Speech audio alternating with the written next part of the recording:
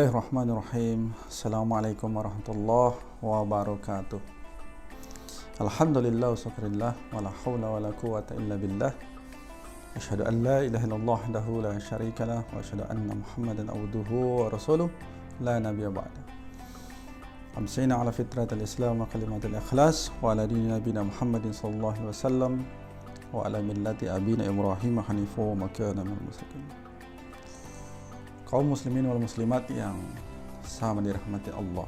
Di bulan puasa ini salah satu peristiwa yang sangat penting adalah turunnya Al-Quran. Al-Quran ini adalah wahyu Allah yang sangat luar biasa.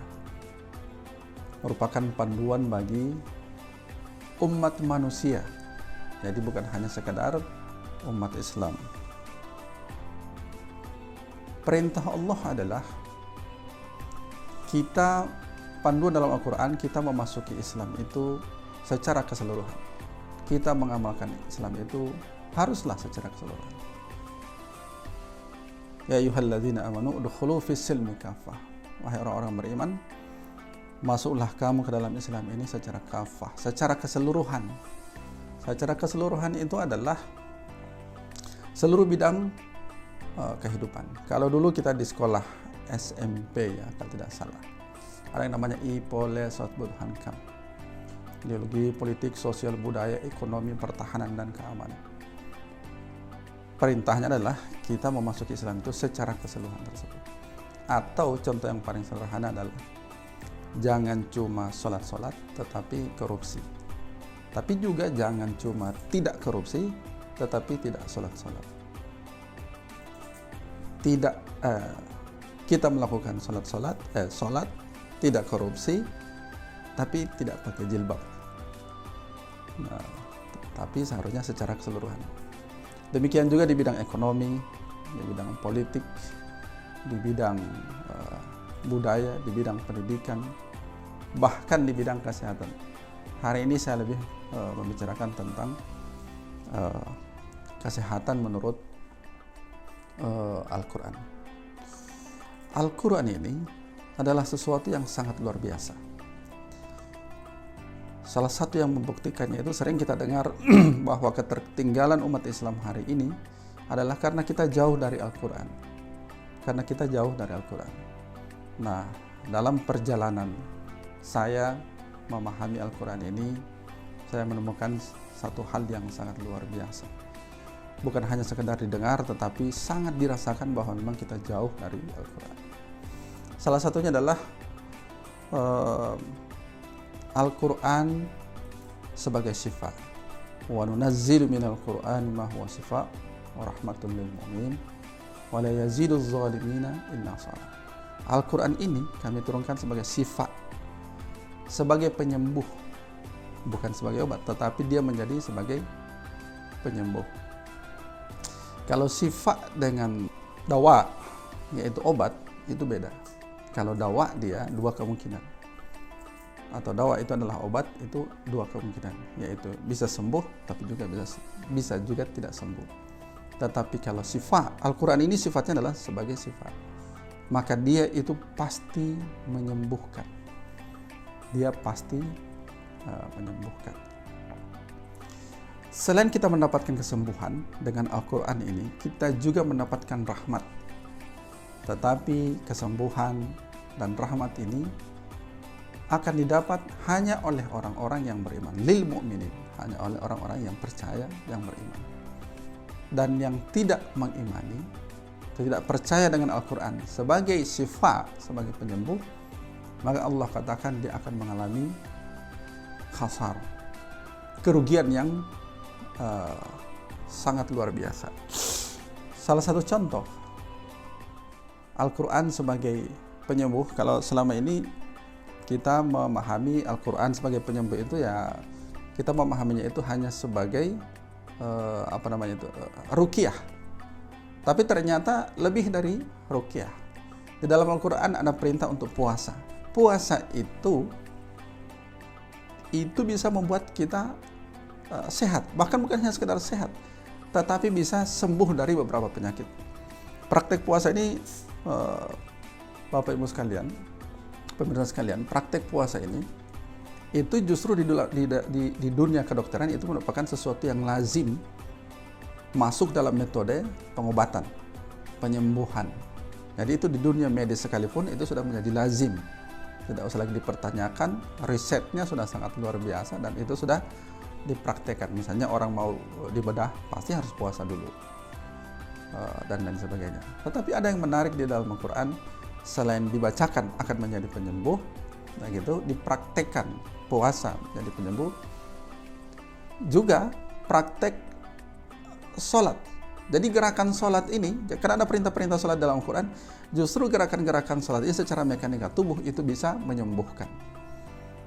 Penelitinya misalnya dokter Sagiran, ahli spesialis bedah, bahkan dia konsultan para dokter bedah. Beliau mengatakan bahwa gerakan-gerakan sholat itu 80% adalah pengobatan. Bahkan dokter Alex Osinski, yang dokter Israel, dia mengatakan bahwa gerakan sholat itu mengandung adalah gudang daripada pengobatan. Cuma apakah gerakan-gerakan sholat yang kita sudah lakukan sudah menjadi obat, minimal menjadi media kita jadi bugar, akan lebih sehat? Nah, itu yang perlu kita perbaiki lagi. Yang berikut adalah di dalam Al-Quran juga itu ada namanya metode penyembuhan mekanika tubuh. Misalnya dalam surah Shad ayat 42, Allah katakan sama Nabi Ayub pada saat Nabi Ayub mau disembuhkan, Allah katakan, urkud birizlik, hantakkan kakimu sebelah di bumi. Ini air dingin, kemudian mandi dan minum. Nabi Ayub langsung sembuh. Nah, ini Bapak Ibu sekalian diriset oleh tim dokter. Kebetulan saya ada di tim PAZ, pengobatan akhir zaman, dan di PAZ ini ada tim risetnya dan itu para dokter. Alhamdulillah hasil riset mereka ternyata menghentakkan kaki di bumi ini itu salah satu metode yang sangat canggih di dunia hari ini. Diklaim sangat canggih di dunia karena bisa menyembuhkan penyakit terberat di dunia. Kita tahu penyakit terberat di dunia hanya pernah ditanggung oleh Nabi Ayub dan itu sembuh. Logikanya berarti metode yang dilakukan kepada Nabi Ayub adalah metode pengobatan yang tercanggih. Karena diklaim oleh seluruh ulama, seluruh ahli pengobatan, bahkan seluruh agama mengklaim bahwa penyakit terberat di dunia hanya pernah ditanggung oleh satu manusia, dan manusia itu adalah Nabi Ayub. Tetapi hebatnya itu sembuh. Nah, berarti pengobatan yang diberlakukan kepada Nabi Ayub adalah pengobatan yang tercanggih di dunia. Dan pengobatan yang diberlakukan kepada selain Nabi Ayub adalah tentunya tidak secanggih. Nah, persoalannya, metode pengobatan yang canggih yang diberlakukan kepada Nabi Ayub itu seperti apa? Ternyata sangat sederhana, perintahnya hanya menghentakkan kaki. Itu inspirasi ya, itu bukan tafsir. Itu hanya menghentakkan kaki di bumi, kemudian mandi dengan air dingin, kemudian minum air dingin. Untuk metode mandi dengan air dingin itu saya kira berlaku hampir di semua suku di Indonesia. Di Gorontalo pun demikian, ada metode pengobatan hanya mandi tengah malam. Bahkan mandi kemudian minum air dingin. Kita masih ingat orang tua kita sering memerintahkan kita untuk mopowonulo taluh, maksudnya mendinginkan air di luar satu malam gitu. Jadi air ditaruh di luar rumah gitu, paling cuma ditutup dengan daun pisang, kemudian itu pagi harinya diminumkan kepada orang yang sakit. Di surah Shad ayat selanjutnya juga itu ada yang disebut Nabi Ayub disuruh cabut rumput. Nah, ternyata di Gorontalo saya temukan ada juga praktek cabut rumput, yaitu rumput potoheto. Jadi saya temukan penjelasannya di Limboto. Oh iya Pak Manaf, nenek saya kalau ada sakit itu perintahnya cari rumput potoheto kemudian dicabut. Nah, ternyata praktek itu juga ada di Al-Quran. Demikian juga cara melahirkan. Cara melahirkan,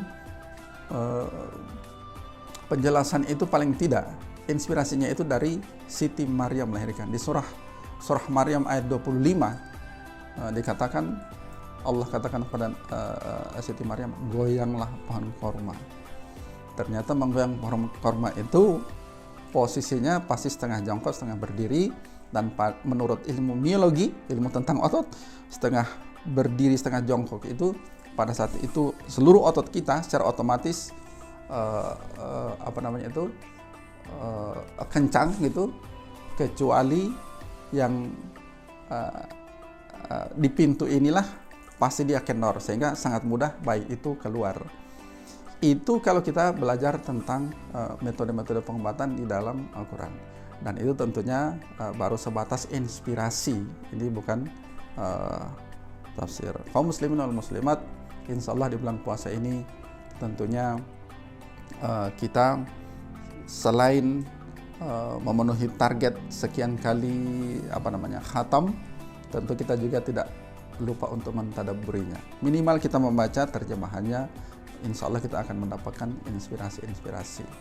Selain kita membaca kitab-kitab tafsir. Alhamdulillah Al-Quran sekarang ini mulai didalami dan mulai ditemukan bukti-bukti keajaiban daripada Al-Quran, dan sangat ditunjang oleh ilmu pengetahuan dan tentunya demi kemajuan daripada metode pengobatan hari ini yang berkolaborasi dengan pengobatan medis. Demikian, insya Allah lebih dan kurangnya insya Allah ini bisa bermanfaat. Assalamualaikum warahmatullahi wabarakatuh.